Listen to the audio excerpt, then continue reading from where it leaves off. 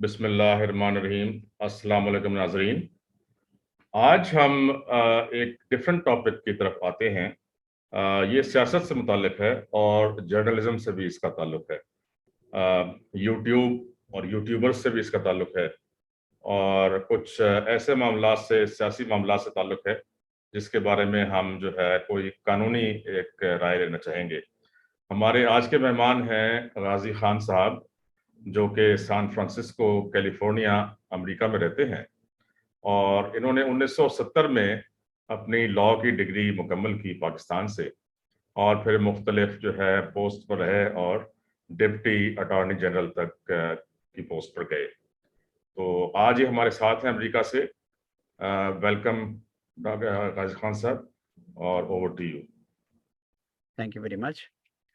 आज का जो मौजू है ये एक लिहाज से, चूंकि ये कानूनी राय है और इसमें मैं आपको ये बताना चाह रहा हूँ कि अगर वो लोग जिनके ऊपर झूठे केसेस बने होते हैं, उनके पास ऑप्शंस क्या होती हैं।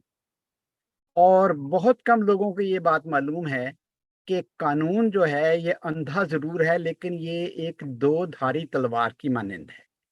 ये दोनों तरफ काम करता है। अगर आपको इसके इस्तेमाल का सही तरीका आता हो, तो जिस तरीके से आप इससे किसी ब्लेड से ऑपरेशन कर सके, किसी को सेहतयाब कर सकते हैं या किसी की जान ले सकते हैं, ये इस तरह की चीज़ है।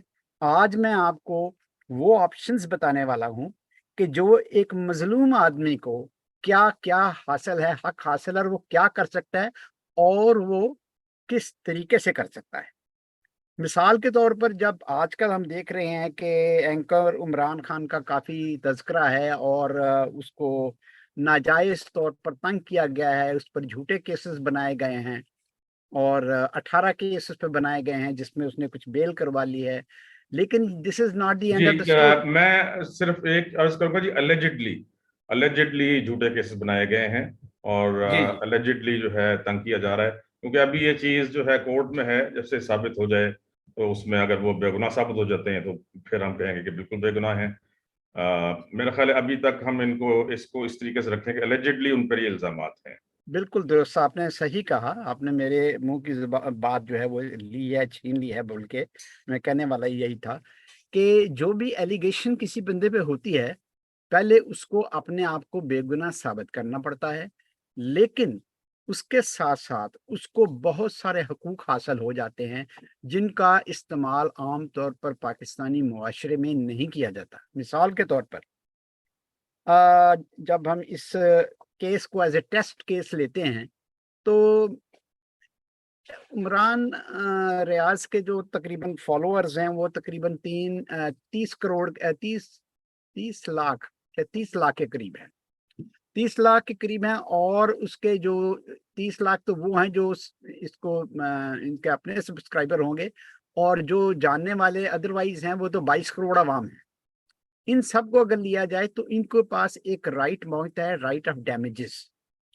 जो जितनी इनकी मशहूरी है, अगर इनकी इज़्ज़त-ए-नफ्स जिस पे हमला किया है और जो एलिगेशन लगाई गई है, एलिगेशन जो है ये उसकी बेसिस पे इनका जो किरदार कुशी करने की कोशिश की गई है, इस पर अगर हम गौर करके तो एक सिनेरियो देखें, तो उसमें अगर एक आदमी की वैल्यू, आप इज़्ज़त की वैल्यू तो कुछ लगा कोई नहीं सकता, लेकिन अगर हाइपोथेटिकली हम इसको ₹100 फ़ी पर्सन भी लगाते हैं, तो अगर 30 लाख आदमी हैं, उसके ₹100 या ₹1000 भी लगाते हैं, ₹1000 उसकी इज़्ज़त का लगाते हैं कि इतना उसको नुकसान हुआ है, उस हिसाब से आप अंदाज़ा कर लें। ये सिर्फ़ मैं एक केस की बात कर रहा हूँ।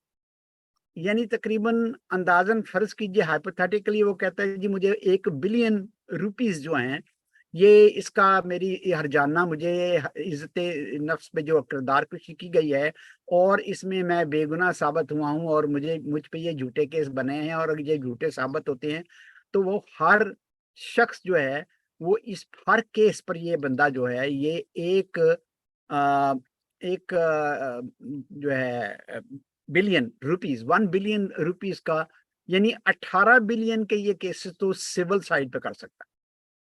इसमें ये जो केस होते हैं, तो इसमें मैं अभी और भी आपको इसमें डिटेल बताऊँगा कि सिर्फ ये इतने ही केस इंडिविजुअली नहीं होते बल्कि इंडिविजुअल और कलेक्टिव लेवल पे होते हैं। मैंने खुद ऐसे केस बहुत सारे किए हैं जिसपे मैंने भी, जब मैंने देखा कि बहुत सारे कुछ लोग जालिम थे जिन्होंने बड़ा जुल्म किया, तो मैंने उन पे केस किए थे, दो तरफ के, एक सिविल साइड का और एक क्रिमिनल साइड का, और फिर मैंने उनकी पेटियां भी उतरवाई थी, मुझे अच्छी तरह याद है। तो ये कोई इतनी बड़ी बात नहीं है। इसमें होता ये है कि जब आप ये केस करते हैं, माली यानी कि सिविल सूट करते हैं, हत्या की इज्जत का दावा करते हैं, तो उसमें आप अगले की जायदाद भी कुर्क करवा लेते हैं, जितनी प्रॉपर्टी होती है उनकी तनख्वाहें तक गार्निश करवा लेते हैं। तो वो तनख्वाह जितनी होती है वो दूसरे को मिलती रहती है। तो इसमें ये है कि ये है इंडिविजुअल लेवल पे और कलेक्टिव लेवल पे, जो डिपार्टमेंट में इसमें इन्वॉल्व है, जो एजेंसी इसमें इस्तेमाल हुई है, इंक्लूडिंग गवर्नमेंट, अगर ये गवर्नमेंट की ईमान, वैसे तो गवर्नमेंट वैसे ही फ्रीक होती है, तो ये सबको ये इतने हर्जाने का ये दावा कर सकते हैं। 18 केस इनके ये बनते हैं और 18 केस ये क्रिमिनल केसेस के बना सकते हैं इनके ऊपर। वो कहते हैं अगर लड़ाई या जंग हो तो अव्वल कोशिश करें कि अवॉइड करें, कोशिश करें झगड़ा ना हो, लेकिन अगर हो जाए तो फिर पूरी फोर्स के साथ आपको अटैक करना चाहिए, ताकि एक मिसाल कायम हो जाए और बाकी के लोगों को ये हौसला हो कि भाई अगर कोई किसी के साथ ज्यादती करेगा तो ये ज्यादती एक तरफा नहीं होती, ये दो तरफा भी हो सकती है। तो मेरे ख्याल में और मेरी ओपिनियन में बेहतरीन सूरत ये है कि अपने आप को क्लियर करवा लें, बेगुनाह साबित करवा लें, और उसके बाद छोड़े नहीं। उसके बाद इन पे सिविल हर्जाने के दावे और क्रिमिनल केसेस, 36 केस इनके बनते हैं जो उनको करवा लेने चाहिए। आवाज आ रही मेरी? ठीक है। तो जी, आवाज आ रही है। मेरी ओपिनियन इस सिलसिले में आपसे आपकी वसातत से यही है कि इसके लिए आप तैयार रहें। अगर ये काम इस तरीके से आप कर सकते हैं तो होपफुली मेरे ख्याल में बाद में लोगों को जरूरत नहीं होगी कि वो किस किस्म का किसी भी आदमी के साथ ज्यादती ना करें। मगर लॉ ऑफ टॉर्ट्स जो है, आप लोकल किसी वकील से बात कर लें, वो आपको लॉ ऑफ टॉर्ट के बारे में बताएगा कि आप किसी को गाली नहीं दे सकते, किसी को थोड़ा सा इशारा भी नहीं कर सकते। उस पर भी कानून मौजूद है। कानून वही है जो बरतानिया का चल रहा है पाकिस्तान में, लेकिन ऑलरेडी कानून तो मौजूद है, लेकिन इसको कभी इस्तेमाल नहीं किया गया। और इस्तेमाल अगर किया है तो वो चंद बड़े मशहूर लोगों ने इस्तेमाल किया है। अगर इसको प्रॉपर तरीके से इस टूल को यूज किया जाए तो किसी भी शख्स के साथ कोई भी ज्यादती नहीं हो सकती। सिर्फ बात इतनी है कि जब हमारा केस छूट जाता है तो हम इत्मीनान से हम घर बैठ जाते हैं और उस पर कोई फर्दर कार्रवाई नहीं करते। अगर हम अटैकिंग मोड में आ जाएं तो फिर किसी भी जो है वो जालिम को ये जरूरत नहीं होगी कि वो किसी के हुकूक पे डाका डाले या उसके साथ ज्यादती करे। ओवर टू यू डॉक्टर बिशारत। जी, बहुत शुक्रिया गाजी खान साहब। आपने एक अच्छी स्ट्रेटजी बताई है कि अगर झूठा केस किसी के ऊपर किया जाए तो जाहिर है कि पहले तो अपने आप को बेगुनाह साबित करेगा, लेकिन अब देखना ये है कि लोग हद से गुजर जाते हैं। मैं आपको एक मिसाल देता हूँ कि जो यूट्यूबर्स हैं ये हर किस्म की हरकतें करते हैं। मैं इमरान रियाज की बात नहीं कर रहा, मैं आपको एक जनरल मिसाल दे रहा हूँ पाकिस्तान की। दूसरे मुल्कों में मुझे नहीं पता कि वहाँ पर क्या होता है, आप बेहतर जानते होंगे। लेकिन यहाँ क्या करते हैं यूट्यूबर्स, हर किस्म की गलत हरकतें करते हैं, इस तरह की हरकतें करते हैं कि जिससे उनकी जो है ना, उनको ज़्यादा व्यूज़ मिलें, उनके फॉलोअर्स ज़्यादा हों। यहाँ पर एक वाक़या हुआ था, आपने बहुत सुना होगा, उसका पूरे दुनिया में बहुत जो है शोर हुआ था कि मीनार पाकिस्तान पे खातून के साथ जो है वो बहुत ज़्यादा जो है उसको हरास किया गया था। वो भी ये यूट्यूब के जो है यूट्यूबर्स ही थे सारे। इसके अलावा एक लड़की जो है कराची में यूट्यूबर, वो उसको कत्ल कर दिया गया। उसके बाद उसको जब दफन किया, वहां जाके जो उसके साथी यूट्यूबर्स थे सारे, वो वहां पर लेट गए और वहां तरह तरह के ड्रामे करने शुरू कर दिए उन्होंने उसकी कब्र के साथ, सिर्फ अपने व्यूज बढ़ाने के लिए, सिर्फ अपने जो है लाइक्स बढ़ाने के लिए, सिर्फ अपने जो है वीडियोस जो है उनको मशहूर करने के लिए, और मिलियंस ऑफ व्यूज वो ले जाते हैं। तो ये एक ड्रामा किया जाता है। इसमें ये होता है कि कोई भी यूट्यूबर जो है वो मशहूर होने के लिए किसी कभी पार्टी का साथ देता है, दूसरा दूसरी पार्टी का साथ देता है। और यहाँ तक है कि हमारी पाकिस्तान की फौज के बारे में ऐसे ऐसे जो है गलत जो है इल्जामात लगाए जाते हैं, फौजी क़यादत के बारे में लगाए जाते हैं, आईएसआई के हेड के बारे में लगाए जाते हैं, और फौज का जो चीफ है उनके बारे में लगाए जाते हैं। बेबुनियाद इल्जामात लगाए जाते हैं जिसका कोई सबूत नहीं होता, और सिर्फ इसलिए कि वो जो है उनके चैनल्स जो हैं उनकी मशहूरी हो जाए और उनके बहुत ज़रा व्यूज आ जाएं। देखें, 30 आपने लाख बहुत अच्छी व्यूज जो बात हैं की वो आप देखेंगे बशारत कि बहुत साहब, सारी आपने ऐसी बहुत अच्छी चुनौतियां बात की है। और मैं इस सिलसिले में थोड़ी सी वजाहत कर दूं कि नहीं, जैसे मैं आर्मी की मैं ये बात आपने जनरल की बता है। रहा हूँ आपको कि एक्चुअली पाकिस्तान में ये कानून बनाया गया था, पीटीआई ने ही बनाया है, कि फौज पर अगर कोई तनकीद करेगा तो उसको जो है मेरे ख्याल 5 साल के लिए उन्होंने कैद का रखा है, और इसी तरह अदलिया के ऊपर करेगा तो उसके लिए अलग सजाएं हैं।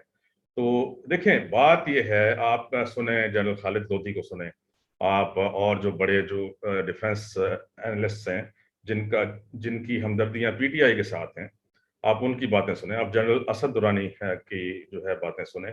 मैं क्योंकि खुद यूट्यूबर भी हूं, और मैं खुद जो है टीवी एंकर भी हूं और सीनियर पॉलिटिकल एनालिस्ट भी हूं। मेरे टीवी पे प्रोग्राम होते हैं, रेगुलर प्रोग्राम्स होते हैं, पिछले 10 साल से मैं जर्नलिस्ट भी हूं।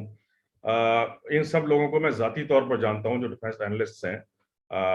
वो जो कि पीटीआई की तरफ जो है एक झुकाव भी रखते हैं, उन्होंने भी ये बात कही है कि देखें, अगर आप अपने फौज पे और फौज की जो हमारी क़यादत है उसके खिलाफ बात करेंगे, तो इसका आप एक बात करेंगे, दुश्मन उससे 10 गुना फायदा उठाएगा।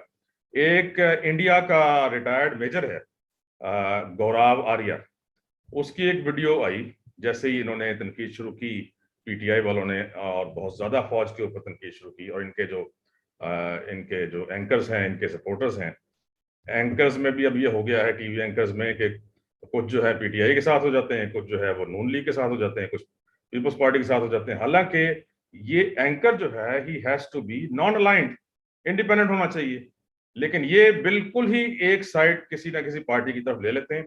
मैं किसी पर इल्जाम नहीं लगाता कि कोई लिफाफा लेता है, नहीं लेता है, लिफाफा लेना जरूरी नहीं होता, लेकिन ये जो इस तरीके से यूट्यूब के लिए, इन सब के यूट्यूब चैनल्स भी हैं, ये इस तरह की जाती है कि आप पाकिस्तान में फौज के खिलाफ, आपने अपनी कौम को फौज के खिलाफ कर रहे हैं, आप अपने जो है रिटायर्ड फौजियों को अपने ही फौज के और उसकी क़यादत के खिलाफ कर रहे हैं।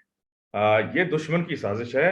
आप नादानिस्ता तौर पर आप जो है अपनी ही फौज के खिलाफ बात कर रहे हैं, ये दुनिया में कहीं नहीं होता। मेजर गौरव आर्या ने ये अपने चैनल पर आकर कहा, अपने टीवी पर आकर कहा, तमाम चैनल्स पे उनके, कि इस वक्त जो काम किया जा रहा है पाकिस्तान की फौज के खिलाफ पीटीआई की तरफ से और उनके एंकर्स की तरफ से, वो तो हम भी नहीं कर सके। हम अरबों रुपया खर्च करते तब भी पाकिस्तान में पाकिस्तान की फौज को गालियां नहीं दिलवा सकते थे। तो इसमें बात यह है जी कि जो कुछ किया जा रहा है बहुत गलत है। अगर इसमें फौज में से तनकीद निकाल दें, फिर आप जो मर्जी करें। आप अगर देखें, अपोजिशन पार्टी हैं, आप दूसरी पार्टी पे तनकीद करें, आपको इजाजत है, आप जल्द से जुलूस करें, आपको इजाजत है, लेकिन जल्द से जुलूसों में आप अगर असलाह लेकर आएंगे, आप अगर ये धमकियां देंगे कि भाई हमें अगर दोबारा ना लगाया गया, आप खुद फौज को जो है इनवाइट करेंगे कि फौरन जो है इनको निकालो, हमें ले आओ। देखें, मेरा कोई ताल्लुक नहीं है पीएमएलएन से, मेरा कोई ताल्लुक नहीं है पीपीपी से, मेरा कोई ताल्लुक नहीं है पीटीआई से। मैं एक नॉन अलाइंड एंकर हूं, एक नॉन अलाइंड जर्नलिस्ट हूं, एक नॉन अलाइंड जो है इंडिपेंडेंट यूट्यूबर भी हूं। मैं सिर्फ वो बात करता हूं जो कि मुल्क के हक में होती है। देखें, मैं भी ये काम करके ना, जो ये लोग करते हैं, मैं भी हजारों नहीं, लाखों नहीं, मैं मिलियंस ऑफ जो है व्यूज ले सकता हूं, मैं मिलियंस ऑफ फॉलोअर्स बना सकता हूं, ये ऐलान करके कि जी बस जो है ना गजवा हिंद होने वाली है, तैयार हो जाओ, इस तरह की बातें करके, जिस तरह के मुख्तलिफ चैनल्स करते हैं, मुख्तलिफ लोग करते हैं। लेकिन हम ऐसा करेंगे तो फिर हमारे अंदर और इन आम लोगों में, जो कि चंद जो है पैसों के, ये चंद पैसे नहीं, करोड़ों रुपए कमाते हैं यूट्यूबर्स, तो इन करोड़ों रुपए के लिए अब जितना, अब आते हैं इमरान रियाज साहब की तरफ। देखें, जितना हुकूमत इनका केस जो है लंबा करेगी, जितनी दफा इनको गिरफ्तार करेगी, इनकी एक एक वीडियो, एक एक बात, जेल से आज ये बात सामने आई है कि इनको तकिया नहीं दिया गया, वहां की वीडियो आ गई है, ठीक है जी। अब अगर जेल से वीडियोस बाहर आने लगे, फिर इनकी जेल में तस्वीरें बार बार हर चैनल पर चल रही हैं, ये एक्चुअली इनको और ज्यादा व्यूज दिलाए जा रहे हैं इनके चैनल को। ठीक है जी, आप करोड़ों रुपए इनको दिलवा रहे हैं। हुकूमत से मेरी दरखास्त है कि आप इनको, पहले ही ये बहुत ज्यादा जो है इनकी इनकम है यूट्यूब के जरिए और चैनल्स के जरिए, आप क्यों इनको और ज्यादा मशहूर करना चाहते हैं? आप क्यों इनको, जो 3 मिलियन अगर इनके सब्सक्राइबर्स इस वक्त है, जैसे आपने कहा, क्यों आप इनको जो है 30 मिलियन करना चाहते हैं? अगर ये आप थोड़ा सा आपने जो बहुत है बहुत अच्छा इसमें तबसरा किसी किया तरफ भी है सेंस ऑफ प्रोपोर्शन बशारत नहीं है, ना हुकूमत बशारत की साहब। तरफ, ना जो है अपोजिशन की तरफ। तो आपका बड़ा ये मेरी अच्छा कुछ बातें करनी थी, इसमें अब आप व्यूज फरमाइए। है, बड़ा अच्छा तबसरा किया है, लेकिन थोड़ी सी इसमें मैं जवाब में कुछ चंद चीजें अर्ज करना चाहता हूँ। पहली बात तो आपने की फौज के बारे में। मेरा कहना यह है कि दुनिया में कोई शख्स भी, खा वो फौज हो या आम आदमी हो या आम पाकिस्तानी हो या गरीब शहरी हो, कानून की नजर में सारे बराबर हैं। दूसरी बात, एज आपने बहुत अच्छा कहा कि मैं एज पाकिस्तानी बात कर रहा हूँ, बहुत अच्छी बात है।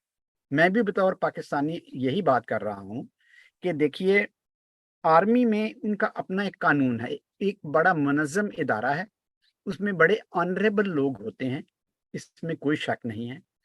अगर कोई ऐसी बात, हर हर मुआशरे में चंद आदमी जो होते हैं ये आउट ऑफ द वे जाते हैं। ये एक फितरी चीज़ है, ये कुदरती चीज़ है, ये होती है, जिसको आप डीप स्टेट वगैरह का नाम भी देते हैं। ये होती है, हर जगह होती है।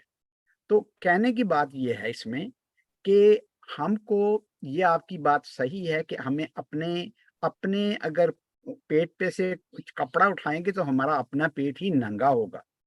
उसकी बजाय बेहतर ये है कि हम अपने आप को कैमोफ्लेज रखें, बाइज़्ज़त रखें, ये ज़्यादा अच्छी बात है। वो लोग जो लालच में आके वो इंतहाई एक साइड्स लेते हैं, एक-दूसरे की एक ग्रुप में शामिल हो जाते हैं, उनके लिए भी यही कहना है मेरा कि भई कानून उनके लिए भी है। ऐसी बात नहीं है कि वो उनके पास लाखों करोड़ों व्यूज़ आ रहे हैं और वो लाशों की बेहुरमती की तस्वीरें लगा रहे हैं। तो ये चीज़ जो है ये मतलब एक कानून की गिरफ्त में आती है अगर हम खुद कानून को इस्तेमाल नहीं करते, टूल को यूज़ ही नहीं करते। आपके पास सारे टूल पड़े हैं, आपका गाड़ियाँ पड़ी हैं, चीज़ें पड़ी हैं, मोटरसाइकिलें पड़ी हैं और आपने कहीं ट्रैवल करना है तो आप कहते हैं नहीं जी मैंने तो पैदल ही जाना है।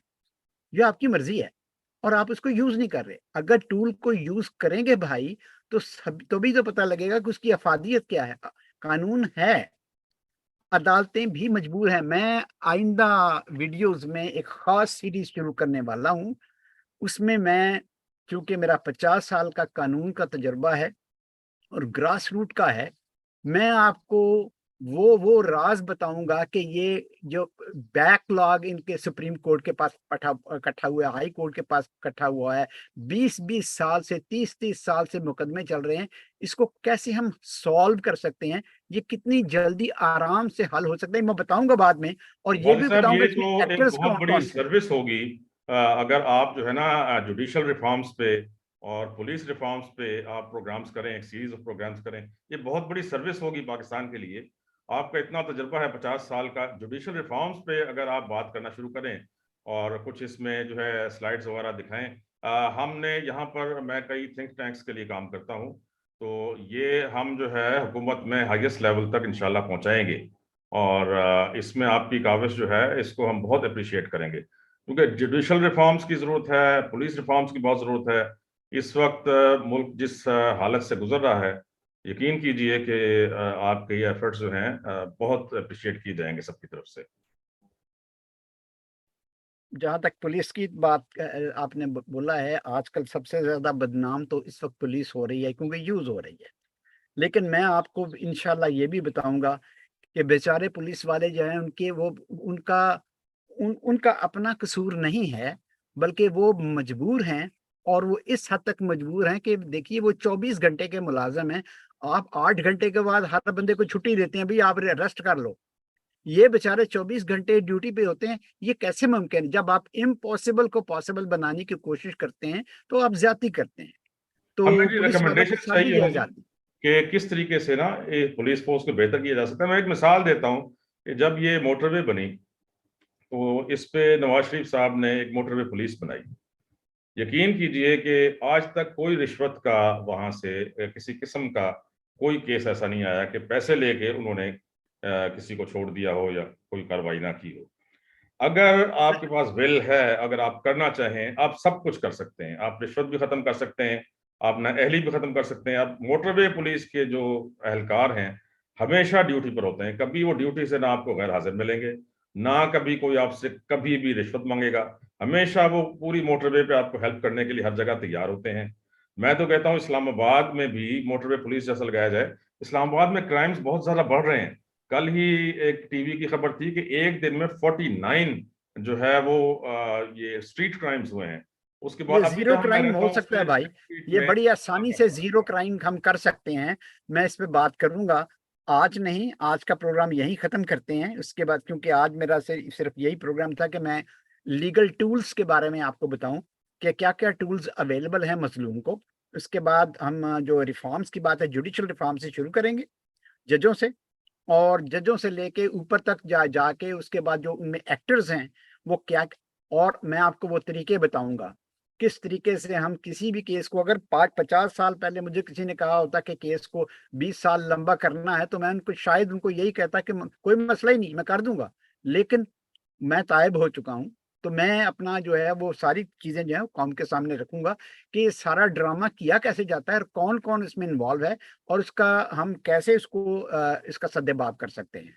जी, बस एक बहुत बहुत रिक्वेस्ट शुक्रिया। होगी कि इसको इस तरह रखिएगा प्रोग्राम्स को कि कोई तौहीन अदालत या इस तरह की चीज ना आए, क्योंकि यहाँ पर ये कवानीन बहुत स्ट्रांग है पाकिस्तान में। तो आपने जो बात करनी है, आप खुद कानूनदान हैं, आप इस देखिए, तरह की कानून जो इम्तियाज है जो भाई, कानून इंसानों के लिए है, इंसान कानून के लिए नहीं होते। तो मैं इस बात को मद्देनजर रखूंगा कि इंसानों का फायदा हो, ना कि ये कि कानून जो है वो इस इंसानों के लिए बने, बल्कि इस बंदों के लिए कानून बने। बस जी, अब मैं इसको रैप अप करता हूँ जी। बहुत शुक्रिया गाजी खान साहब। देखिए, पाकिस्तान की फौज एक आखिरी दीवार है, दुश्मन इस दीवार को गिराना चाहता है। जिस दिन ये बिल्कुल दीवार सही। गिर गई उस दिन फिफ्थ दुश्मन को फिफ्थ पहचानना वॉरफेयर मुश्किल यही होगा। है। अब जो है हमारा फर्ज बनता है कि हम इसको जितना हो सके सपोर्ट करें, और दुश्मन सबसे ज्यादा जो वार करता है वो हमारी फौज पर करता है, और ये कोवर्ट वार है। इसको कहते हैं 5th जनरेशन वॉर। ये मुख्तलिफ तरीकों से लड़ी जाती है। आपको और मुझे समझ भी नहीं आती कि हम खुद उनका अलायकार बन रहे हैं, बगैर हमारी नॉलेज के हम उनका अलायकार बन जाते हैं। तो हमें इससे इज्तनाब करना चाहिए। हम रेडार और जो स्क्रीन है पे बैठे अपनी हैं और फौज सब को कुछ देख प्यार रहे हैं। कीजिए। आपकी फौज आपकी हिफाजत के लिए है। खुदा हाफिज। Thank you.